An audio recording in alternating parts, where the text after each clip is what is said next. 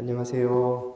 네, 다들 시험 보시느라 너무 노고 많으셨고, 발표 전 3개월 반 강의 관련해서 OT 발표를 하도록 하겠습니다. 먼저 일단 저 이제 촬영한 이후에 이제 금동원 원장님께서 취합한 자료를 가지시고 제 10회 변호사 시험에 대한 객관식에서 좀 합격이 유력한 점수대를 발표하실 텐데요. 그래서 첫 번째 그 합격 컷 이상의 점수를 가지신 수험생들은 정말 고생이 많으셨고, 개인차가 있겠습니다만은 그죠? 학부 시절부터 적게는 7년, 길게는 10년 이상 또 이 변호사가 되기 위해 고생을 많이 하셨을 텐데요. 정말 좀 쉬시면서 또 앞으로의 계획을 좀 준비하시면 되겠죠. 그래서 제 경험을 비추어 보면 저는 이제 제 7회 변호사 시험에 합격을 했는데, 저는 이제 법대 공사학번에 입학해서 2018년 4월 달 20일인가요? 발표 났을 때 돌이켜보면 그렇게 뭐 뛸 듯이 기쁘거나 그렇지는 않았던 것 같아요. 그냥 하나의 긴 터널을 통과했다는 생각에 참 다행이다라는 생각, 그런 안도의 마음이 더 컸던 기억이 납니다. 아마 이번에 합격하실 수험생들도 이제 곧 변호사가 되실 분들도 아마 저와 크게 다르지 않지 않을까 그런 생각을 하는데요. 그래도 제가 어느덧 이제 4년차, 4년차 변호사가 돼서 이제 저도 이제 법무법인의 파트너 변호사, 구성원 변호사가 된 입장에서 또 몇 가지 팁을 드리면 취업 준비하실 때 일단은 특히 선배 변호사를 저는 많이 만나보실 것을 좀 권해드리고 싶어요. 1년차 선배 변호사, 2년차 변호사, 3년차, 5년차, 10년차 이렇게 선배 변호사님들께 적극적으로 연락을 하실 필요가 있으세요. 어차피 우리 변호사가 하는 일이라는 것은 결국 사람들 간의 분쟁을 해결하는 일이고 결국 사람들 사이에서 일어나는 일이기 때문에 아마 오랜만에 연락해서 너무 좀 그럴 수 있지만 용기 내서 해보세요. 그럼 아마 대부분의 선배님들은 반갑게 여러분을 맞이해 주실 겁니다. 그래서 선배 변호사님과 점심 약속을 잡으셔서 식사도 하시면서 실제 많은 현장의 이야기를 들어보시고 또 구체적으로 또 길을 세우셔야 될 거예요. 또 어느 지역에서 내가 또 일을 시작할 것인지 또 사내 변호사의 또 길을 걸으시는 분도 있을 수 있고 또 정부 출연 기관인 공기업에서 또 일을 하고 싶은 분들 계실 수도 있고 아니면 저처럼 그냥 법무법인 변호사로서 활동하고 싶은 다양한 길이 있으니까요. 그런 거를 이제 선배 변호사님을 많이 만나보시면서 현장의 소리도 귀를 기울이고 당장 내가 발표 이후에 6개월의 수습 기간을 포함해서 당장 실전에 투입했을 때 어떠한 일로 하루하루를 보낼 수 있을까에 대한 고민을 이제 좀 더 진지하게 하실 필요가 있고 개인적으로는 이 전문 변호사로서의 길을 좀 구체적으로 진행해 나가시는 게 좋지 않겠냐 그런 조언을 드리고 싶습니다. 저 또한 저는 개인적으로 이제 세법에 대해서 전문 변호사의 길을 걷고 싶어서 대학원에 진학해서 지금 박사과정을 하고 있거든요. 여러분들도 아마 그런 거에 뜻을 두고 계신 분이 있다면 또 공부를 조금 더 하실 수도 있고 그래서 정말 다기망양입니다. 그래서 길이 매우 또 많고 또 선택의 기로에 곧 놓이실 거기 때문에 충분히 휴식을 취하시면서도 또 미래에 대한 구체적 계획을 한번 세워보시는 게 좋지 않겠냐는 생각이 들고요. 두 번째, 이제 합격이 좀 불투명한 수험생이 계실 수 있죠. 합격 컷을 확고하게 넘은 수험생이 아닌 발표가 날 때까지 조금 초조한 마음으로 기다리셔야 할 분들도 분명 계실 겁니다. 그런 분들 때는 발표 전 3개월 동안 공법, 형사법, 민사법 적어도 선택형 문제집은 1회독 이상 하면서 감을 유지해 나가시기를 좀 부탁을 드립니다. 사실 2번이 굉장히 중요해요. 2번 수험생들이. 왜냐하면 당연히 제가 항상 말씀드리는 거지만 표준 편차에서 합격 컷을 이 정도로 봤을 때 50%로 봤을 때 여기에 계신 분들은 상관이 없겠지만 여기 밀집되어 있는 부분 중에서 그죠? 여기에 속하지 않았을 때가 이제 굉장히 좀 그죠? 서로 원하지 않은 결과가 나왔을 경우에 대처법인데 이게 3개월이라는 시간이 결코 작은 시간이 아니죠. 우리 변호사 시험을 봤을 때 냉정히 변호사 시험이 끝났고 제 11회 변호사 시험은 이제 1년이 남지 않았기 때문에 3개월이라는 시간은 저희 학원 커리큘럼으로 봤을 때 한 순환 전체를 돌릴 수 있는 시간이거든요. 그래서 이 3개월의 시간 자체를 활용하지 않았을 경우에 막상 종합반 순환이 갔을 경우 굉장히 조금 힘들 수가 있죠. 그래서 합격이 불투명한 수험생께서는 당연히 합격을 하시는 게 가장 좋고 혹시 본인이 가장 잘 아실 거예요. 이 부분은. 그래서 당사자이자 이해관계인인 본인이 조금 명확하지 않다라는 생각이 드신다면 최소한 선택형 문제집이라도 1회독 정도는 풀면서 감을 유지해 나가는 것이 좋지 않겠나. 그러면서 단순히 OX 문제만 푸는 게 아니라 이제 막판에 공부하면서 이해가 잘 안 됐지만 암기식으로 공부했던 판례들이 분명 존재하실 거예요. 그런 부분들을 조금 찾아가면서 여유 있게 법리에 대한 이해를 깊이해 나갈 수 있는 시간으로 활용하는 것이 가장 현명한 자세입니다.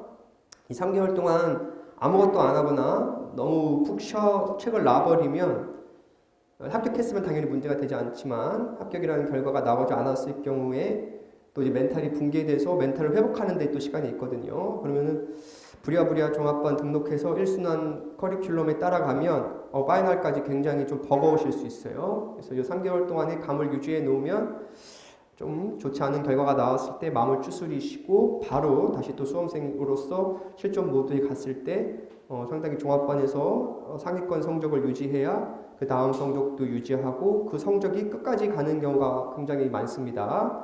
종합반 성적을 전체적으로 놓고 봤을 때 하위권 학생이 상위권으로 확 치고 가는 경우보다는 상위권 학생이 그 상위권을 끝까지 유지해서 시험 성적까지 120개 이상으로 가는 경우가 가장 많아요. 그래서 그런 선례를 보았을 때 두 번째에 속한 분들이라면 만약 저라면 저는 그럴 것 같습니다. 1회독 이상 정도는 한 타임 정도, 한 타임에서 한 두 타임, 세 타임까지 하실 필요는 없고요. 그죠? 막판처럼 오전, 오후, 저녁 다 하실 필요는 없고 오후 타임이나 저녁 타임으로도 충분하실 거예요. 그 정도만 하시면서 민영사 선택형 문제집 정도를 한번 풀면서 전체적인 감을 유지해 나가는 게 중요하다. 그리고 내가 무조건 외웠던 판례 부분 같은 것은 찾아보면서 법리에 대한 이해를 깊이 해 나가는 것이 바람직하지 않겠나 그렇게 보여집니다.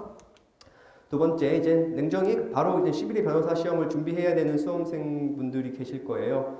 그런 분들에게 드리는 조언입니다. 그런 분들한테는 제가 강의 처음 시작할 때 항상 하는 말인데 선택형, 사례형, 기록형을 나누어서 공부하지 말자. 선택형이든 사례형이든 결국 물어보는 것은 판례죠. 판례인데 이 판례를 물어보는 방식의 차이만 존재할 뿐입니다. 한번 올해 출제된 문제를 한번 살펴보면서 예를 들어보면 올해 기록형에 출제된 부분이죠. 바로 소유권 이전 등기 말소 청구 부분인데 상속회복 청구 관련해서 청구 취지는 1심 청구 취지 주문을 보시면 피고 1, 그러니까 참칭 상속인입니다. 피고 1은 별지 1 목록 기재 중 이 지분에 관해서 말소 등기를 하고 다음 피고 2, 제3취득자죠. 참칭 상속인으로부터 소유권을 취득한 이 사람도 소유권 이전 등기의 각 말소 등기 절차를 이행하라라고 창원지방법원 마산지원 1심에서 이런 판결이 났어요. 사실관계는 우리가 기록형에서 봤던 그 내용과 동일합니다. 먼저 혼인한 법률상 부부였고 그 사이에서 출생했는데 그 후 이혼한 다음에 사실혼 관계를 유지하면서 원고를 출산했고 그 원고를 친모를 출생자로 출생신고하지 않은 사안이죠. 그래서 친생자 관계 부존재 확인해소를 제기해서 가족관계 등록부를 정정하고 그 다음 엄마의 재산을 단독으로 상속해서 처분한 사람을 상대로 상속회복 청구인 말소등기 청구 소송을 제기하는 사안이죠. 그래서 이 사실관계를 보시면 알겠지만 우리 기록형 문제랑 동일합니다. 그래서 1심에서는 대법원과 동일한 결론을 내리셨어요. 그래서 피고 1은 참칭 상속인에 해당하기 때문에 자신의 상속 지분을 초과한 나머지 지분, 우리 문제에서는 2분의 1 지분이었죠. 소유권 이전 등기는 원인 무효의 등기이고 그 지분의 기재에서 이루어진 전득자 피고 2명의 등기도 원인 무효이다. 따라서 각자들은 원고에게 이를 말소할 의무가 있다. 피고 주장에 대한 판단에서 피고들은 뭐라고 했냐? 소유권을 취득할 당시 원고의 존재를 알지 못했기 때문에 자기들은 소유권을 취득했다고 주장하지만 등기에는 공식력이 인정되지 않아 원인 무효이기 때문에 소유권 취득한 것으로 볼 수 없다. 다음 나 부분이 핵심이죠. 나 부분이 바로 상속분 상당의 가액 지급 청구만 할 사있다는 취지로 주장을 했고 원심에서는 생모와 자의 관계는 자연의 현원으로 정해지는 것이기 때문에 호족의 기재나 판결로서 인정해야 한다고 단정할 수 없다라고 했거든요. 우리 가족법 공부하시다 보면 부는 가르치는 자를 의미하지만 모는 출생이라는 가장 확실한 사실관계에서 지어지기 때문에 신생자 부존재 확인 판결의 확인의 의미를 선언적으로 볼 것이냐 창설적으로 볼 것이냐의 차이예요. 그래서 부와 자 사이에서 친생자 부존재 확인의 판결의 의미는 창설적 의미가 있지만 모자 관계에서 주신사 부존재 확인의 판결의 의미는 말 그대로 확인의 의미에 불과하다는 거죠. 1심은 그렇게 봤다는 겁니다. 근데 2심에서는 그 1심의 견해를 틀렸다고 봤어요. 그죠? 그래서 2심에서는 부자 관계와 모자 관계에 모두 동일하다 이렇게 본 겁니다. 그래서 이 부분 보면 상속 가액 지급 청구만을 행사할 수 있을 뿐 소유권이 확정적으로 귀속된 자의 처분의 효력을 부인하지 못한다라고 봐서 원심을 파기했단 말이에요. 그래서 가액 배상으로 간 친구분들 계실 거예요. 상당수 적지 않은 비율이 있을 텐데 뭐 사실 저는 이게 보면 창원지방법원 제2심 판결이죠. 네, 뭐 이런 실수할 수 있지만 실제 대법원 판결은 아시겠지만 1심 판결이 맞다라고 해서 원심을 파기 완수했거든요. 그래서 이 부분은 굉장히 좀 출제가 좀 유력한 부분이었고 2018년 6월 19일 그래서 대법원 판결 요지 한번 읽어보시면 혼외 출생자와 생모 사이에는 생모의 인지나 출생 신고를 기다리지 않고 자의 출생으로 당연히 법률상 친자관계가 생긴다. 따라서 가족관계 등록분의 기재나 친생자 관계 존재 확인 판결이 있어야만 인정할 수 있는 것은 아니다라는 것이죠. 실무 가시면 한 번씩 해볼 텐데 친생자 부존재 확인 판결은 거의 99% 가족관계 등록부 정정을 하기 위해서 하는 경우가 많아요. 저도 불과 이번 주죠. 그죠? 이번 주에 확정 판결을 받아가지고 정정 신청까지 했는데 그래서 실제로 친생자 부존재 확인 판결이다. 그럼 99% 가족관계 등록부 정정을 하려고 하는 경우가 많아요. 제가 수행했던 사건도 친모가 아닌데 모로 기재되어 있어서 DNA 검사를 통해 신생자 부존재 확인 판결을 받고 그 확인 판결을 갖고 주민센터에 가족관계 등록부 정정 신청을 하면 가족관계 등록부 기재가 이루어지거든요. 그 1년의 과정이 바로 현출된 부분이 바로 올해 기록형 문제죠. 우리 기록형 문제 보시면 바로 이 부분이죠. 안산시 토지. 이걸 안산시 토지로 각색한 거죠. 내용은 동일합니다. 의뢰인은 어머니는 같고 아버지는 다른 동복 형제인 거죠. 그런데 이게 이혼한 다음에 엄마가 올라가 있지 않은 거죠. 그래서 친엄마가 안 올라가 있고 계모가 올라가 있어가지고 이 부분에 대한 정정을 받은 사실관계가 바로 이 부분이죠. 처분문서로 여러분이 실제 변호사가 되면 수행할 부분은 이런 부분이죠. 그렇죠? 그래서 이렇게 되면 이 판결을 받아야 이제 가족관계 등록부 정정이 가능하거든요. 그래서 이런 관계를 보여주는 것이죠. 그래서 실제 청구 취지는 이렇게 나와야 되는 거죠. 그죠? 이상주는 말소등기 절차를 이행하고 박계호도 말소등기 정차를 이행하고 최영만은 승낙의 의사 표시를 하라. 예, 이렇게 청구 취지를 적어주셨으면 제 생각에는 굉장히 잘 적어주신 청구 취지 아니었겠냐. 그래서 다시 돌아오면 결국 우리 변호사 시험 민사법의 성격의 특성은 결국 이 판례 요 1심 내지 2심 내지 3심 요 판례의 결론을 정확히 알고 있느냐에 대한 문제는 선택형으로 물어볼 수 있죠. 이렇게 선택형으로 출제하면 이렇게 출제가 가능할 거예요. 그래서 인지를 요하지 아니하는 모자관계에도 인지의 선고표 제한에 관한 민법 860조 단서가 적용 또는 유추 적용된다. 이거는 틀린 지문이 되겠죠. 그러니까 적용되지 않는다. 이번 지문은 상속 개시 후에 인지 또는 재판의 확정에 의하여 공동 상속인이 된 자의 가액 지급 청구권을 규정한 1014조를 근거로 분할 또는 처분의 효력을 부인할 수 있다. 부인할 수 없다가 되겠죠. 그죠? 아까 2심은 다 동그라미로 봤지만 1심과 대법원은 X라고 봤잖아요. 그죠? 우리 시험은 대법원 판례의 결론을 묻는 경우 시험이기 때문에 이것도 선택형으로 뭐 반드시 출제가 되겠죠. 앞으로 그래서 1번도 틀렸고 2번도 틀렸고 3번도 틀리죠. 그래서 다른 공동상속인이 이미 한 이후에 모자관계가 비로소 명백히 밝혀진 경우에는 결론을 달리한다. X죠. 달리하지 않는다가 정답이죠. 그래서 선택형으로 대비하실 때는 대법원 판결요지의 이 부분만 좀 눈여겨보시면 되겠지만 이 문제가 사례화되어 있을 경우는 바로 이렇게 나오겠죠. 이거는 작년에 저희가 종합반이 한 4번 정도 풀어봤던 문제예요. 정확히 횟수를 확인해 본 결과 가족법 강의할 때 제가 처음 만들었던 문제고 그다음에 이순환 8회차 때 같이 풀어봤고 파이널 8회차 때 민법 8회차 때 풀었고 또 민사법 중요 판례 강의할 때도 이 판례를 굉장히 비중 있게 다뤘다. 그래서 이걸 사례 문제하면 이렇게 되겠죠. 그죠?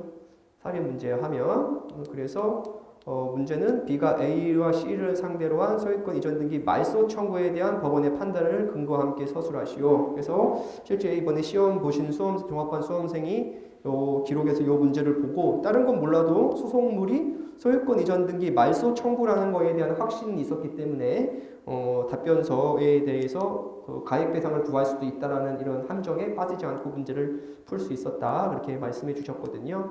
그래서 이걸 사례화했을 때 사례 문제라면은 이렇게 푸시면 되겠죠. B와 A와 C를 상대로 한 말소 청구에 대한 법원의 판단이 문제된다. 그래서 B의 A에 대한 말소 청구에 대해서는 민법 860조와 1014조를 설시해주고 판례에서는 요 판례 문구 860조 단서가 적용되지 않는다는 이 부분을 절시해주고 다음에 상황법을 해주시면 될 것이고 다음 C에 대한 말소 청구 부분도 이렇게 적어주시면 되죠. 등기의 공신력이 인정되지 않기 때문에 그걸 주장한다 해도 B, C에 대한 청구는 인용돼서 결론 B가 X부동산 2분의 1에서 A와 C에 대한 소유등 말소 청구는 인용됐다. 그죠? 그래서 요 결론이 기억나서 요 기록 문제 이렇게 출제됐을 때 요 문제가 요걸 묻는 문제였구나. 그죠? 요걸 묻는 문제였구나 라는 것을 캐치할 수 있었다라고 말씀해 주셨고 그러니까 여러분이 선택형을 공부하실 때도 선택형 지문을 보면서 그 선택형 지문을 만들 수 있는 기본이 되는 판례를 정확히 공부하시고 이 판례가 사례나 기록화되어 있을 때 내가 대응할 수 있겠느냐 그래서 결론적으로 제가 제 10회 변호사 시험 및 앞으로 11회 변호사 시험에 대한 민사법에 대한 정확한 대응 방법은 이거 아니겠습니까? 그러면 기본 개념에 대한 이해를 바탕으로 여기서의 기본 개념은 조문이 될 수도 있고 아니면 우리가 약속한 어떤 법적 개념이 될 수도 있을 것이고 이런 개념에 대한 이해를 바탕으로 그죠? 최신 중요 판례 그죠?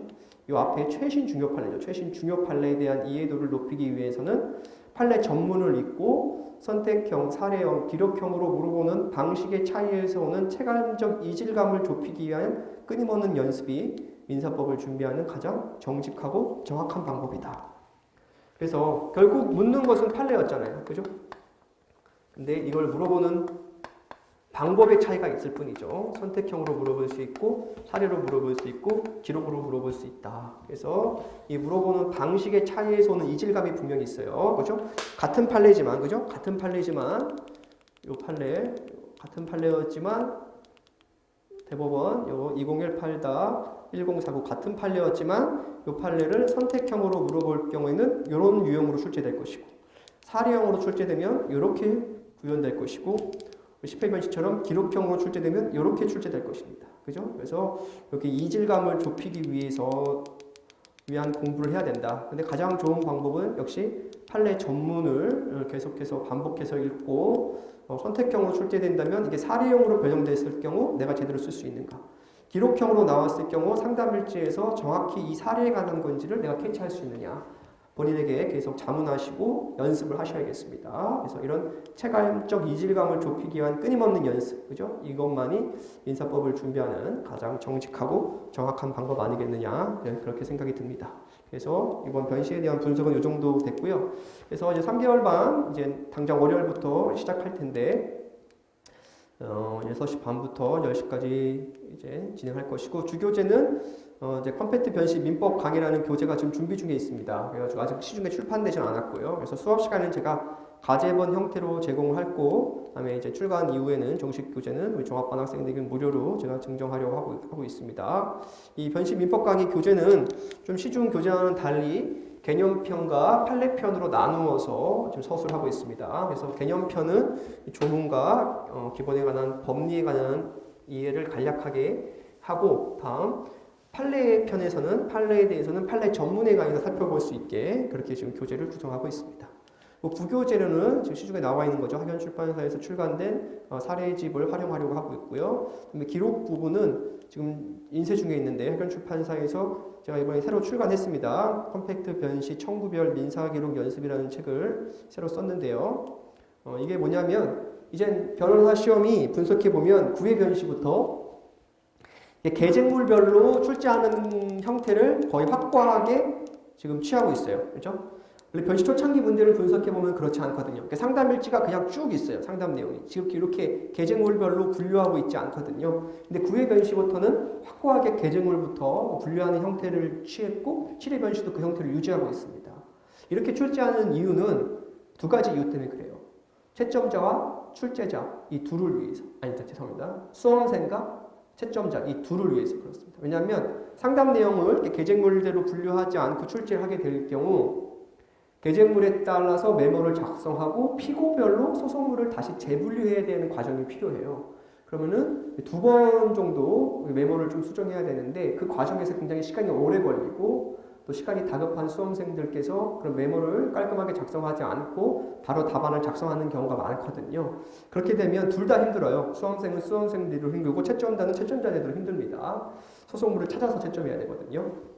그래서 제 생각엔 그런 불편함을 이제 서로 겪지 않기 위해서 이제 이렇게 계쟁물로 이렇게 출제하는 게 거의 굳어진 형태가 아니겠느냐. 그래서 제가 이번에 새로 출제를 했어요. 그래서 새로 만든 이 책은 이 청구별로 필요한 민사 기록에 필요한 책들을 모아놓은 거기 때문에 좀 기록력이 약하신 분들이 연습 단계에서 굉장히 좀 유용하게 활용하실 수 있다. 다음에 선택형 부분은 작년에 보시지 않은 분들도 있겠지만 보신 분들은 책 버리지 말고 이거 선택형 기출문제집을 활용하시면 되겠습니다. 그래서 등록하시면 제가 작년에 이거로 강의한 거 다 무료로 들으실 수 있어요. 사례집도 제가 다 강의한 부분은 다 무료로 다 신청하시면 들으실 수 있게 조치할 거고요.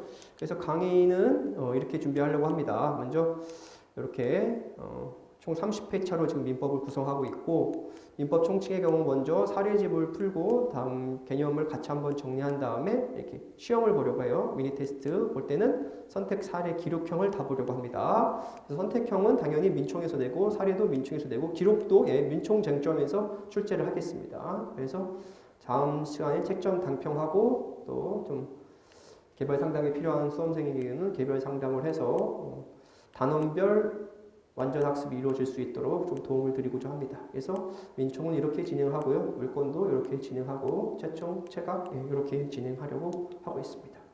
그래서 이제 예비순환에서 이루어지는 강의는 단순 나열식 해설 강의가 아니라 시험장에서 쓸 수 있는 답안을 준비하는 시간이 돼야 된다. 따라서 해당 판트가 끝나고는 실전과 동일한 방식으로 선사기 시험을 보고 제가 직접 천상을 하고 좀 강평하는 과정을 진행하려고 합니다.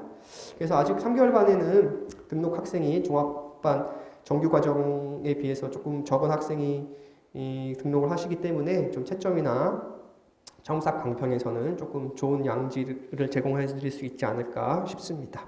이렇게 제가 준비한 건 여기까지고요. 마지막 다시 한번 강조하면 민사법 공부는 이렇게 하자. 이제 기본 개념에 대한 이해를 바탕으로 최신 중요 판례에 대한 이해도는 판례 전문, 가능하다면 1심, 2심, 3심을 전부 읽고 선사기로 물어보는 방식의 차이에서 오는 체감적 이질감을 좁히기 위한 연습을 끊임없이 하는 것이 변호사 시험 민사법을 가장 정확하고 정직하게 준비하는 방법이니까요. 그래서 합격이 좀 불투명하거나 이제 3개월 반 등록한 학생들은 이런 방식으로 남은 기간 준비하면 좋을 것 같습니다. 네, 제가 준비한 자료는 여기까지고요. 그 다음은 우리 금 원장님께서 제 10회 변호사 시험 예상 커트라인에 대해서 강의를 하시도록 하겠습니다. 안녕하십니까. 변호사 시험 수험생 여러분, 올해는 특히 코로나 때문에 학원도 어려웠지만은 그보다는 공부하는 수험생들이 대단히 힘든 여건하에서 올해 시험을 치게 되었습니다. 또 시험 와중에도 뒤늦게 후기들이나 보도들을 보면은 공포 기록형의 이런 문제가 발생했고, 그 다음에 또 객관식 부분에 다른 학교에서 시간이 지난 다음에 답을 이제 옮기는 이런 공정성 부분에 대해서 여러 가지 얘기들이 나오고 있습니다.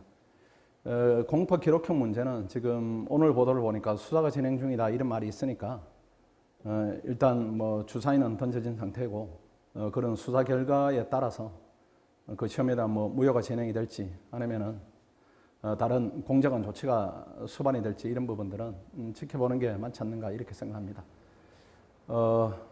오늘 이제 드릴 말씀은 칠판에 있는 대로 매년 이제 드리는 말씀입니다. 10회 변시에 대한 간략 평가, 그 다음에 뭐 우리 종합반에 대한 성적 분석, 그 다음에 객관식에 대한 예상 컷, 그 다음에 4번이 가장 중요하죠. 3번을 얘기하는 것, 뭐 또 2번을 얘기하는 것, 이런 부분이 다 4번을 위한 겁니다. 아마 여러분들은 관심이 3번에 있겠지만은 제가 이제 3번에 대한 예상을 매년 이렇게 해드리는 이유는 4번 때문이니까요. 혹시 이 부분에 대해서 뭐 정확성에 대해서 얘기들은 할 수는 있겠지만은 절대적 의미는 부여하지 마시고 이런 정도로 학원에서 보고 있으니까 내가 앞으로 향후 수험 준비에 있어서 또는 시험 결과를 바탕으로 진로를 결정하는 데 도움을 드리고자 이런 취지다. 그 취지에 대해서 충분히 선의로 잘 이해를 해 주셨으면 하고 있습니다. 그 다음에 제가 가르치는 헌법 과목에 대한 평을 좀 말씀드리면은 작년까지, 그 다음 저작년까지는 약간 판례 쪽으로 너무 편향된 출제가 되지 않았는가 이런 생각을 가지고 있었습니다. 그런데 올해 문제를 보니까 이제 일반적으로 헌법 과목에서 출제하는 유형 내지는 경향 이런 부분들을 올해는 고르게 잘 반영한 문제다 이렇게는 판단이 돼요. 다만 그동안 이제 우려 관성이 있었기 때문에 최근 판례 등을 중심으로 준비를 하다 보니까 올해 시험에 고전하는 경우가 많이 있습니다. 그렇다 할지라도 아마 차분히 이렇게 푼 학생들은 나름대로 정답률을 높게 가져가지 않았는가 이렇게는 생각합니다. 그래도 작년보다는 난이도가 좀 어려웠다 이렇게 판단이 되고 그 다음에 행정법을 가르치는 선생님들한테 몇 분 이렇게 평가에 대해서 여쭤봤더니 행정법 역시 작년보다 좀 어려웠다 이런 평을 들었습니다. 그래서 공법은 전체적으로 뭐 기록형에 대한 그 문제점을 제외하더라도 조금 첫날에 첫 과목에 어려움을 겪지 않았는가 이런 부분들이 이어지는 뭐 형사법, 민사법 이런 부분에 상당히 영향을 주지 않았는가 이렇게는 판단이 됩니다. 수험생이다 보니까 난이도를 객관적으로 예측한다 이런 것보다는 본인 기준으로 주관적으로 나만 어려웠다 이런 느낌을 많이 갖기 때문에 전체적으로 볼 때는 조금 점수에 영향을 미치는 상황 아닌가 이렇게 예상은 해봅니다. 자, 그 다음에 구체적으로 이렇게 한번 살피도록 하겠습니다. 변시 난이도에 대한 부분인데 전체적으로 볼 때는 뭐 사례형, 기록형 이런 부분을 다 통틀어서 보면은 작년보다는 좀 어렵지 않았는가 이렇게 생각이 됩니다. 그 다음 특히 아까도 말씀드렸지만은 공포 기록형 이런 부분에서 멘탈에 흔들림이 있다 이렇게 하면은 그 다음날 시험에 영향을 미치니까 전체적으로 좀 어렵지 않는가 이렇게 생각은 합니다. 객관식에 대한 부분입니다. 공법은 작년보다 확실히 어렵습니다. 작년에는 학원을 기준으로 하면은 30개 후반 학생들이 되게 많았어요. 1개 틀린 학생, 2개 틀린 학생 이런 학생들이 많았는데 올해는 공법을 30개 넘은 학생들이 많지는 않습니다. 일정 비율이 있는데 작년보다는 상대적으로 적다 이런 부분이고 그 다음 35개를 넘은 학생들은 거의 없습니다. 한 명인가 그렇게 있고 그 외에는 전부 다 없으니까 작년 분파하고는 조금 많이 다르다 이렇게 보면은 헌법의 하락 요인, 행정법의 하락 요인 이렇게 보면은 작년보다는 확실히 내려간다. 그 내려가는 폭이 어느 정도일까 이렇게 추측해 보면은 학원을 기준으로 하면은 작년에는 학원 점수가 34개, 35개 이 정도가 밀집군이었는데 올해는 26, 27 이렇게 점수대가 밀집군이니까 6개, 많으면 7개까지도 내려갈 여지는 있다 이렇게 볼 수가 있습니다. 형사법은 뭐 학생에 따라 잘 보기도 하고 잘못 보기도 하지만은 작년 비슷하게 30개 초중반대가 가장 밀집된 구간으로 봐서는 큰 차이는 없다 이렇게 판단이 됩니다. 그 다음에 민사법은 작년보다 쉬웠다는 평이 대종이고 그 다음에 실제 점수를 분석해 보니까 작년보다는 3문제 아니면 2문제 내지는 4문제 이 구간에서 약간은 상승이 있다 이렇게 판단됩니다. 그래서 공법 하락 요인, 그 다음 민사법의 상승 요인 이렇게 감안하면은 객관식만 분리해서 보면은 작년보다는 조금 더 내려갈 것이다 이렇게 보여집니다. 발표 전 뭐 3개월 스프라타반에서 질문이 많이 들어와서 말씀드리면은 작년에는 저희들이 30명 정원 이렇게 하니까 금방 차버렸어요. 올해는 80명 정원으로 현재 접수를 하고 있습니다. 그다음 1월 18일 이후에도 입실이 가능하니까 여러분들 좀 휴식을 취하시고 어느 정도 정돈이 되시면은 공부를 하는 방향은 점수에 따라서 여러분들이 결정하시면 됩니다. 일단 총론적인 얘기를 조금 하겠습니다. 원래는 시험이 어렵기 때문에 아마 여러분들이 시험 보고 심리적으로 데미지가 생긴 상태일 수가 있습니다. 나는 왜 점수가 오르지 않았는가 이런 부분에 대해서 포괄적인 얘기들입니다. 전제 조건을 열심히 공부했는데 이런 부분입니다. 사례형은 연습이 부족한 경우가 대부분입니다. 연습이 부족하면 사례 문제를 암기하고 암기한 문제가 나오지 않으면 이걸 쓰지 못하고 이런 부분이 계속 반복되겠죠. 그러니까 연습 과정이 두뇌 훈련을 해야 되는데 손 훈련이 그친다 이렇게 하면은 점수는 나오지 않게 되어 있습니다. 그 다음 기록형은 역시 뭐 사례형에 대한 부분, 실력 부족이 기록으로 연결되는 부분이 뭐 상당히 있겠죠. 그러니까 사례가 약하면 기록은 못 쓰게 된다 이렇게 봐야 됩니다. 그런 부분이고 지금 우리가 객관식에 대한 분석을 했으니까요. 4번은 객관식입니다. 일단은 기본 수업 없이 공부하는 경우가 많이 있습니다. 이건 치명적일 겁니다. 특히 민사법은 더더욱더 그럴 거예요. 원래 헌법을 기준으로 하면은 저도 뭐 기본서는 아니지만은 그래도 핵심 지문 총정리라고 한 400 조금 넘습니다. 430쪽 정도. 그걸 보면은 원래 시험은 대처가 돼요. 내가 문제를 하나하나 지문을 분석해 보니까 그걸 정독했다 또 이해를 했다 이렇게 하면 한 2문제 정도 이렇게 로스가 생기고 그렇지 않고 시험 직전에 이거라도 봐라 이렇게 제가 이제 아주 얇게 내드린 책이 있습니다. 그거를 보게 되면 한 5개, 6개 이렇게 나가야 되는 그런 부분이 있습니다. 그래서 결국은 기본서에 여러분들이 노력을 쏟아야 됩니다. 그 다음에 기출문제만 반복하다 보니까 1년 공부를 하더라도 1년치 공부량이 많이 늘지가 않아요. 근데 기출문제를 공부한다 이렇게 하면은 모의고사 기출문제 3회, 변식 기출문제 1회 이 정도 되니까 1년을 공부하더라도 고양밖에 못하는 겁니다. 그건 옳지 않습니다. 특히 민사법은 기본서에 여러분들이 집중을 해야 됩니다. 그 다음 또 비슷하죠. OX 문제만 반복한다 이렇게 되니까 사실은 문제가 등장하면 원래 헌법 같은 경우입니다. 다른 과목은 제가 모르니까요. 헌법을 기준으로 보면은 제대로 이렇게 생각을 엮어가면서 공부를 했으면은 지문에 대해서 이렇게 읽어가면서 옳고 그름에 대한 판단이 가능한데 보았는가 보지 않았는가 이것만 접근하면은 보지 않은 지문이 상대적으로 많기 때문에 어렵다 이렇게 느꼈을 수가 있어요. 그래서 학원에서도 점수 분포상으로 이렇게 조금 높이 맞은 학생들은 시험을 볼 때는 어려웠지만은 막상 정답은 난이도보다는 훨씬 더 잘 맞았다 이런 그 평들을 많이 하기 때문에 역시 기본으로 가야 된다 이런 부분들은 모든 시험에 있어서 공통 요소다 이렇게 볼 수가 있습니다.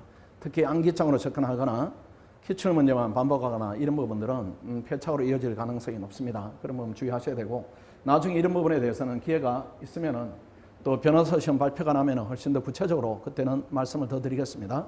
오늘은 계략적이다 이렇게 보시고 또 때로는 연소 뭐 실패하는 경우도 있습니다. 아니면은 지금 이제 심정이 제가 볼 때는 이렇게 시험이 어려워진 데는 낭패감이 더 많이 있습니다. 혹시라도 내가 실패하지 않았는가 이런 부분인데 또 뭐 결과는 달라질 수는 있겠습니다. 실패 원인이 공부가 안 되는 경우에 안 되는 경우. 근데 본인은 안 되는 경우고 남이 보면 안 하고 있는 경우로 보이는 겁니다. 안 되는 경우인데 본인은 괴로워요. 너무 힘든데 제3자가 보면은 또 가까운 지인이 보면 안 하고 있는 것처럼 보이는 겁니다. 그건 환경 때문입니다. 환경 때문인데 근데 이번 경우입니다. 혼자 고립돼서 공부한다. 이거는 공부가 안 되는 거예요. 남이 볼 때는 안 하고 있는 것처럼 보이는 겁니다. 환경을 개선해야 되고 그 다음에 불합격 학생끼리 스터디를 하는 경우도 있습니다. 이것도 아주 금해야 됩니다. 50% 100%예요. 전문가 도움을 받지 않으면은 그 팀은 전체적으로 낮은 단계에서 진행하기 때문에 어떤 팀의 시너지다 이런 부분 때문에 시험이 되는 것이 아니고 본인이 그 안에서 뭔가 특출난 부분을 발휘할 때 시험이 되거나 아니면 운이 따를 때 시험이 되니까 아주 위험한 방법입니다. 그 다음 학원 강의만 듣는다 이것도 문제가 되죠. 그 다음 실전 훈련 없이 즉 답안에 대한 훈련 없이 책만 읽기로 한다 이렇게 하는 것도 문제가 있을 겁니다. 축구로 치면은 공만 차든지 아니면은 체력 훈련만 하든지 이렇게 해서 시합장에 가는 거죠. 그렇게 되면 시합장에서 실전 경험을 처음 하게 되니까 치명적으로 본인이 가지고 있는 역량만큼 발휘가 안 되는 문제가 있을 겁니다. 아마 여러분들이 혹시라도 점수가 낮은 학생들은 이런 유형에 해당되지 않는가 이런 부분을 보시고 독하게 한번 개선을 해야 됩니다. 왜 그런가 하면은 여러분이 도전하는 시험이 보통 시험이 아니고 변호사가 되는가 안 되는가 이겁니다. 변호사가 되는가 안 되는가. 1년 공부를 다 하게 되면 기회비용이 1억입니다. 1억이. 본인이 겪어야 되는 고통, 주변에 전파되는 고통 이런 부분을 감안하면은 사실은 돈으로 가치를 환산하기가 불가능할 정도로 손실을 입는 겁니다. 혹시라도 원래 객관식 점수가 높지 않다 이렇게 하면은 본인을 이렇게 아주 투명하게 또는 냉정하게 점검을 해서 그 부분을 개선을 해야 됩니다. 그러니까 인풋이 비슷하면 아웃풋은 동일하게 나올 수밖에 없어요. 그러니까 인풋 부분을 적극적으로 개선해서 빨리 끝을 내야 됩니다. 빨리. 그래서 몇 달 고생하면은 지금 가지고 있는 지위와 다른 지위로 넘어가니까 그걸 잘 원인 분석을 잘 해야 됩니다. 막연히 내가 공부를 덜 했어. 원래는 어떤 부분을 놓쳐서 이런 분석은 아니죠. 그건 아니고 이런 구체적으로 어떤 세부적 부분에 대해서 분석을 해서 그걸 개선해서 낸 시험에는 절대로 실패하지 않도록 아주 주의를 해야 됩니다. 아직은 발표가 나지 않았기 때문에 그런 부분에 대한 얘기도 다음 기회에 발표가 나면은 훨씬 더 자세하게 드리겠습니다. 우리 스파르타반에 대한 성적 분석에 대한 표입니다. 일단은 종합반 인원 140명인데 우리 K2반이 또 60명이 있습니다. 근데 오늘은 5.0반을 기준으로 분석한 부분에 대해서 말씀을 드리겠습니다. 왜 그런가 하면은 응답한 학생들이 5.0반은 통계적으로 의미가 있는 학생들이 응답을 했고 K2반은 절반 이하의 응답률이 있기 때문에 그 부분의 분석은 나중에 별도로 해드리는 게 맞다 이렇게 판단됩니다. 그래서 K2반은 응답률이 조금 높아지면은 다음 기회에 분석 결과를 말씀드리겠습니다. 일단 응답자는 102명이니까 뭐 충분한 표본이다 이렇게 판단이 됩니다. 그 다음에 저 응답해 주신 학생들한테 너무 고맙게 생각합니다. 시험 끝나고 그 다음 지치기도 하고 불안하기도 하고 이런 부분인데 일부러 채점을 해서 답을 보내주시고 이런 부분은 너무너무 감사하게 생각드리고 그 다음에 특히 점수가 낮은데도 보내준 학생들이 있습니다. 그건 더더욱 이제 제가 고맙다 이렇게 인사를 거듭 드리겠습니다. 쉽지 않은 일입니다. 다음에는 내지는 원래 이렇게 꼭 성공하기를 꼭 기원을 또 더 드리겠습니다. 그 다음에 종합반 구성은 9회 850점 이상자들이 95%입니다. 5%는 마지막에 이제 K2반의 성적 우수자들이 이동했으니까 거의 성적 우수 집단이다 이렇게 봐야 됩니다. 그리고 이 괄호안은 작년 인원에 대한 부분입니다. 130점 이상이 작년에는 3명이었는데 올해는 2명입니다. 139점, 137점 이 정도 되니까요. 상당히 잘했다 이렇게 보여집니다. 그래도 작년보다는 고득점 인원이 좀 줄었다 이렇게 볼 수가 있고 그 다음에 120점에 103점 구간입니다. 어떤 주변에 상황 변화가 있더라도 첫 번째, 두 번째 그룹은 떨어지는 경우는 학원 내에서는 없습니다. 저 상태에서 불합격한다 이 부분이 사실은 학원 내의 구조상 불가능해요. 학원은 매일 사례도 보고 기록도 보고 객관식도 보기 때문에 밖에서 공부하는 학생들하고는 조금 유형이 다릅니다. 우리는 객관식을 못 보지만 사례를 잘 봐서 되는 유형이 나오지만은 반대 경우는 없습니다. 객관식 잘 봤는데 사례 못 봐 떨어진다. 이런 유형은 학원 역사에서는 없어요. 특히나 이 점수대에서는 절대로 불합격하지는 않는다. 이걸 전제로 여러분들이 계획을 세워야 되고 그 다음 가장 밀집 구간입니다. 작년하고 밀집 구간은 비슷합니다. 110점에서 120점. 작년에 105명인데 올해는 102명인데 비슷합니다. 비슷하고 약간의 이제 줄어든 부분은 보입니다. 고득점 한 학생들이 조금 전체적으로 줄어 보이죠. 그 다음에 100점에서 110점 구간입니다. 상당히 그래도 4번 구간까지는 고득점을 했다 이렇게 볼 수가 있습니다. 그 다음 100점 이 학생이 이제 4명입니다. 답변한 학생 중에는. 그 다음 작년에 1명이었고 이렇게 보면은 전체적으로 총합적인 부분을 보면은 평균은 한 116개 정도 이렇게 보입니다. 작년보다는 조금 떨어졌다. 그 의미 있는 변화다 이렇게 보이지는 않습니다. 아마 작년과 구성이 비슷했다면 조금 더 떨어졌을 겁니다. 아마 학생들의 우수 집단이 형성된 탓에 난이도에 비해서는 떨어지는 폭이 상당히 좀 감소됐다 이렇게 판단이 됩니다. 성적에 대한 평가입니다. 1번에 1개 정도 이렇게 떨어졌고 그 다음에 개인별 객관식 점수 상승도는 전체적으로 볼 때는 한 15개, 18개 이렇게 평균적으로 올라가고 있습니다. 그 올라가는 폭이 작년보다는 조금 줄었어요. 작년에는 한 20개 이렇게 올라갔는데 올해는 상방이 18개다 이렇게 하면은 올라가는 폭은 조금은 줄었다 이렇게 보이십니다. 그래도 바깥에 뭐 일반적인 수험생보다는 우리 학원 내에서 매년 그렇습니다. 매년 한 10개 이상 이렇게 맞고 로스쿨 평균하고 이렇게 비교해 보면은 서울대 로스쿨 정도 우리 학생들이 성과를 내고 있다 이렇게 보여집니다. 그거는 매년 비슷한 결과물을 내니까. 그 다음에 4번입니다. 객관식과 사례형을 매일 모의 시험을 봅니다. 그러니까 사례형도 우리 학생들이 사례형을 망치지는 않습니다. 보통 객관식을 잘 보고 사례형을 망치는 유형이 바깥에는 있어요. 그런데 학원에는 없습니다. 학원에는. 사례와 객관식 점수가 상당히 연동성이 높다 이렇게 볼 수가 있습니다. 가끔 학원에도 객관식을 유독 못하는 학생들이 있습니다. 객관식 90개, 작년 기준으로 하면 85개 이런 학생들 중에서도 학원 내에서는 합격생이 상당히 나옵니다. 그는 사례 훈련을 매일 하기 때문에 그런 것이고 아마 그런 사례 훈련이 계속 전제되지 않으면은 객관식과 사례형 점수는 연동되는 겁니다. 그 부분은 여러분들이 잘 냉정하게 판단을 해야 됩니다. 작년에 우리가 75% 정도 합격했으니까 올해는 80% 내지는 조금 더 높아지지 않을까 이렇게 기대를 하고 있습니다. 내심 우리 학생들의 그 수준으로 봤을 때는 90% 가까운 합격률도 가능하지 않을까 이렇게는 기대하고 있습니다. 우리 학생들 믿는 부분이 많이 있습니다.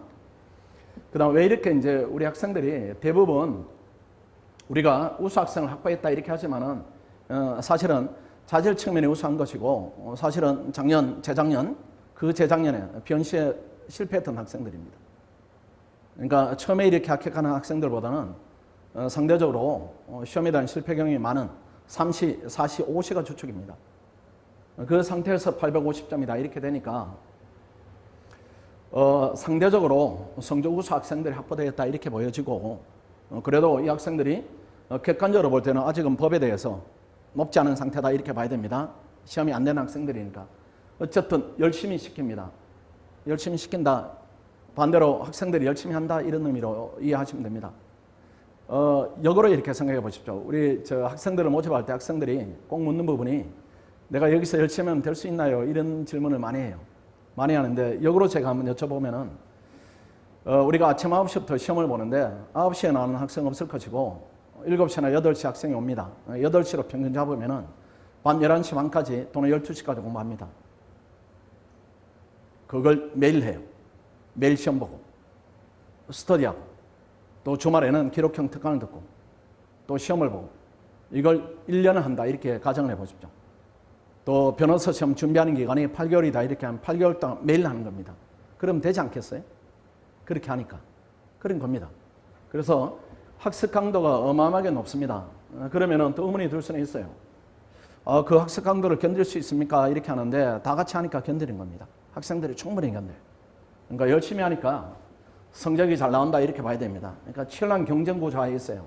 저는 우수성 확보되어 있고 매일 시험 보고 성적 공지하고 실명을 오픈하고 상위 30% 장학금 지급하고 이렇게 되니까 뭐 열심히 하는 부분에 대해서 혼자 하게 되면 되게 힘든 과정인데 여러 명이 하니까 힘들다 이런 느낌 없이 열심히 하게 되는 겁니다. 그런 부분들이 아마 점수 높은 이렇게 상승도로 나타나지 않는가 이렇게 매년 뭐 동일한 분석을 하고 있습니다.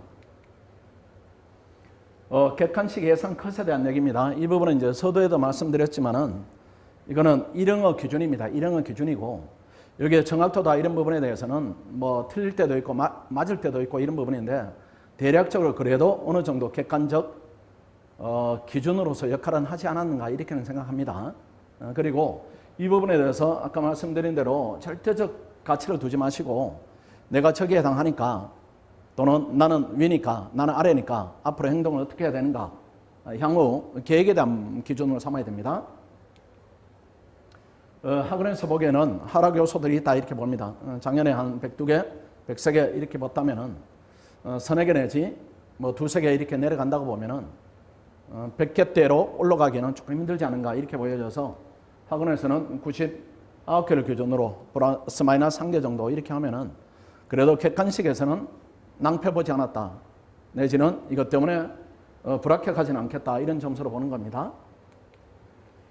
그 다음 이 부분이 제일 중요합니다. 이 부분을 좀 잘 들어주십시오. 보통 학생들이 컴마 이렇게 하재 올리기도 하는데 이게 사실은 더 중요합니다. 120점 이상이면은 무조건 합격합니다. 이건 물론 예외 있어요. 예외는 있지만 예외는 1000명 중에 하나 이 정도니까 통계적으로 의미가 없습니다. 그러니까 그거는 예외로 취급하지 않아도 괜찮아요. 120개 정도면은 컷에서 20개 정도 더 맞으니까 총점 50점입니다.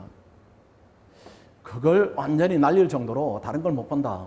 그런 경우는 되게 드문 경우입니다. 그러니까 합격했다 이렇게 봐야 되고, 이 학생들은 그냥 취업하십시오. 취업해가지고 하루라도 빠른 경험을 하는 게 맞습니다. 괜히 발표를 기다린다 이렇게 하지 마시고, 발표를 기다리면 뭐든지 잘 진행이 안 될 겁니다. 취업하셔가지고 열심히 일하시다가 발표 나면은 바로 일을 이어서 하는 게 맞지 않는가 이렇게 보이십니다. 그 다음에 112개 정도 맞아도 학원 내에서는 떨어지지는 않습니다. 학원 내에 저 정도 객관식이 나왔는데 떨어진 예는 없습니다. 학원 내에서는 없어요. 그 바깥에서는 있을 수는 있습니다. 사례 훈련 안 하고 작년에 객관식이 안 나왔으니까 객관식만 많이 했다 이렇게 하면은 안 될 수는 있어요. 근데 학원에는 없습니다. 학원에는. 그 다음 99점에서 110점 구간입니다. 사례와 기록의 영향을 받겠죠. 망쳤다 이렇게 하면은 한 20점, 25점 이게 날아갈 수가 있습니다. 그래서 생각이 망쳤다 이런 부분인데 이건 너무나 주관적입니다. 망쳤다 이런 부분인데 또 반대로 나는 뭘 잘 썼다 이것도 객관성이 없습니다. 그 시험 끝나면은 서로 여러분들이 얘기해 주고 봤죠. 이건 논점이 뭔데 이렇게 건드렸는데 논점을 동일하게 건드리거나 또는 동일하게 빠뜨렸다 할지라도 그 논점을 서술하는 질이다 이런 부분은 천차만별입니다. 천차만별이기 때문에 객관적 기준이 안 돼요. 여러분 마음에 있는 기준입니다. 그래서 객관적 기준은 이런 부분입니다. 이런 부분. 재학생 학교 성적입니다. 석차 기준이에요. 석차 기준. 예컨대 한 60% 되는 학교다 이렇게 했는데 내가 객관식을 105개 맞았다. 근데 학교 성적은 한 하위 30% 내지는 상위 기준으로 하면은 65%, 60%다 이렇게 하면 이건 위험 구간입니다. 그렇게 봐야 돼요. 그렇게 봐야 되고, 그 다음에 학원에 다니는 학생들은 학원 성적입니다. 우리 학원 기준으로 50%에 안정적으로 들었다 이런 경우에는 안 떨어집니다. 50%에 안정적으로 들었다. 학원에서는. 그리고 70%를 왔다 갔다 한다 이렇게 하면은 그때는 그래도 우리 학원의 합격률이 작년엔 75%니까 되는 쪽입니다. 되는 쪽. 근데 시험을 아예 안 봤다 이렇게 하면은 그거는 장담을 못 하는 거죠. 그렇게 봐야 되니까 이 부분 특히 이 구간의 학생들은 주의를 해야 됩니다. 객관적 기준으로 봐야 돼. 객관적 데이터로 해야 됩니다. 내가 잘 봤다. 이게 예컨대 학교 성적이 하위권인데 원래 시험을 내가 잘 본 느낌이다. 이렇게 할 줄 그건 믿으시면 안 돼요. 극적으로 이렇게 시험장에 가서 변화가 있다 이런 부분은 거의 없습니다. 그냥 본인의 기준으로 내가 망칠 뻔했는데 어느 정도 썼다 이런 느낌이고 또 반대로 성적이 그동안에 학교에서나 학원에서 잘 나온 학생이 있다 이렇게 하면은 이번에 완전히 망쳤다. 이걸 배점이 30점짜리인데 15분에 날렸다 이렇게 할지라도 나머지를 잘 쓰거나 그 날린 퀄이 조금 다를 수가 있습니다. 그 학생들은 되는 것입니다. 그래서 마음을 믿으시면 안 되고 또 생각을 믿으시면 안 되고 이런 객관적 기준을 믿어야 됩니다. 그렇게 해서 요 구간에 있는 학생들은 조금 이런 기준에 비춰서 망쳤다 이렇게 객관적 판단이 들면은 그래도 발표 전까지는 민사법 중심으로 학습을 하면서 기다리는 게 맞습니다. 왜 그런가 하면은 시험이 안 되거나 불안하게 될 정도다 이렇게 하면은 법에 대해서 단단한 부분이 없는 겁니다. 단단한 부분이 없기 때문에 한 3개월 손을 놔버린다 이렇게 하면 푹 꺼질 거예요. 이걸 발표한 다음에 올린다. 굉장히 힘든 겁니다. 그럼 꾸역꾸역 올리면은 아마 시험장에 들어가면은 원래 실력에서 조금 낮은 정도, 요 정도밖에 못 올리니까 그 학생들은 미리미리 준비를 해야 됩니다. 준비하는데 아마 마음의 갈등이 있기 때문에 형사를 준비한다, 공법을 준비한다 이 마음은 잘 안 생기는 겁니다. 그러면은 민사법을 준비하세요. 민사법을. 여러분들이 또 필드에 나가더라도 꼭 필요한 지식이니까 대신에 마음을 시험을 준비한다 이런 것보다는 내가 실무를 할 때 어떤 부분을 중점 관심을 가지고 뭘 지식을 준비할까 이렇게 본다면은 지루하지 않고 또 다른 의욕을 가지고 민사법을 차분하게 익힐 기회가 될 겁니다. 그래서 발표 날 때까지 민사법을 조금 탄탄히 했다 이런 느낌이 들면은 혹 되면은 너무 좋고 안 되더라도 내년 시험을 준비하는데 훨씬 더 앞선 상태를 준비하니까 제일 중요한 과목입니다. 공법 이런 건 절대 하지 마시고요. 그다음에 형사법까지는 마음이 안 갈 가능성이 있습니다. 혹시라도 민사법을 빨리 했으면은 형사법까지는 학습하는 거는 개인의 선택이고 공법은 절대 하지 마시고요. 그 다음 90점 이하입니다. 스스로 판단이 될 수도 있겠습니다. 공부하면서 발표를 기다려야 됩니다. 마음의 절반은 이번에 안 되더라도 그래도 감사하겠다, 수용하겠다 이런 마음으로 좀 해야 됩니다. 물론 저 구간에서 되는 예들도 있지만은 일반화된 예는 아니기 때문에 본인을 안 된다 이런 쪽에 마음을 놓으시고 공부를 열심히 하시고 발표되면은 너무 감사한 일이고 안 되면은 바로 마음에 타격 없이 공부를 이어가야 됩니다. 자, 이렇게 해서 오늘 제일 중요한 말씀이 이 말씀입니다. 꼭 이렇게 하십시오. 옛날에도 뭐 우리 사법시험 예상컷도 냈었고 변호사 시험 예상컷을 내는 거는 되게 심리적으로 부담이 됩니다. 이게 무조건 손해나는 일입니다. 무조건 손해나는 일이에요. 맞춰도 뭐 저한테 뭐 큰 득이 오는 것이 아니고 이게 또 틀리면은 여러 가지 말에 따른 책임이 오는 거죠. 그렇지만 그래도 하는 것은 이런 부분 때문에 하는 겁니다. 이런 부분 때문에 빨리빨리 또 시험 결과가 빨리빨리 안 나오기 때문에 빨리 우리 행동을 결정짓자 이런 얘기입니다. 선의로 잘 받아주시리라 이렇게 생각합니다. 자, 오늘 드릴 말씀은 제가 다 드렸습니다. 그래도 시험을 조금 어려운 해는 본인 결과물에 대해서 많이 실망하는 마음이 생기기도 합니다. 그래도 채점하는 분들은 다른 부분이고 또 여러분들이 열심히 했다면 거기에 대한 보답이 있을 테니까 너무 낙담하지 마시고 휴식을 취한 다음에 그 다음 내가 해야 될 행동이 무엇인가 이렇게 해서 현명하게 잘 판단하리라 이렇게 생각합니다. 또 다음 기회에 발표가 나면 또 한번 이런 정보를 가지고 또 찾아뵙도록 하겠습니다. 자, 수고하셨습니다. 좋은 결과 기대드립니다.